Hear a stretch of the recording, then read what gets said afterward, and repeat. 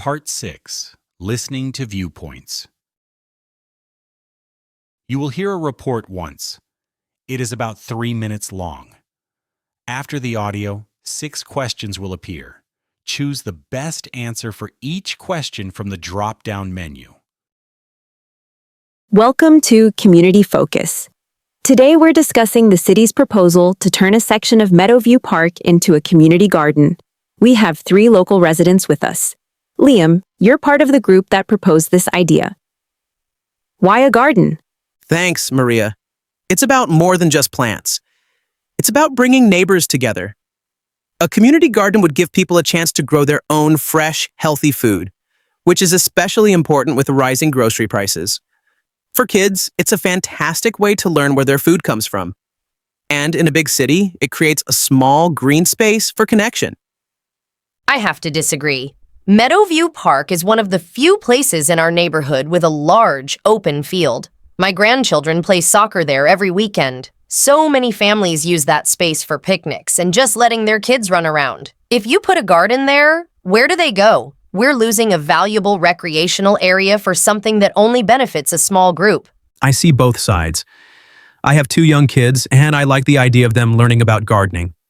But I have some practical concerns. Will there be a fee to get a garden plot?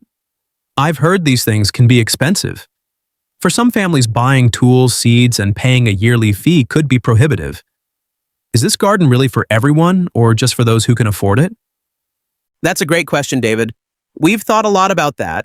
The plan is to have a very low annual fee just to cover water costs. We're also planning a tool-sharing library so no one has to buy their own expensive equipment. Plus, a large part of the garden will be a communal plot where anyone can volunteer and share in the harvest. The feedback from the community has been overwhelmingly positive. Positive for who? Not for the people who live right beside the park. I'm worried about more than just losing the field. Gardens can attract pests, like rats and raccoons. There will also be more traffic and noise from people working at all hours. And who is responsible for the upkeep?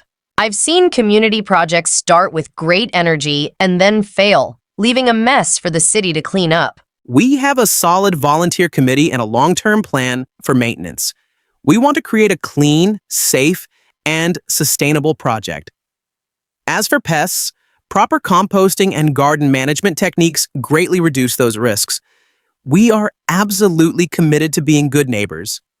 The tool-sharing library sounds good, and the communal plot is a nice idea.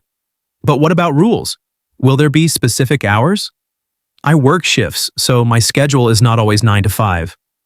I'd hate to be excluded because I can't garden during certain times. We're almost out of time.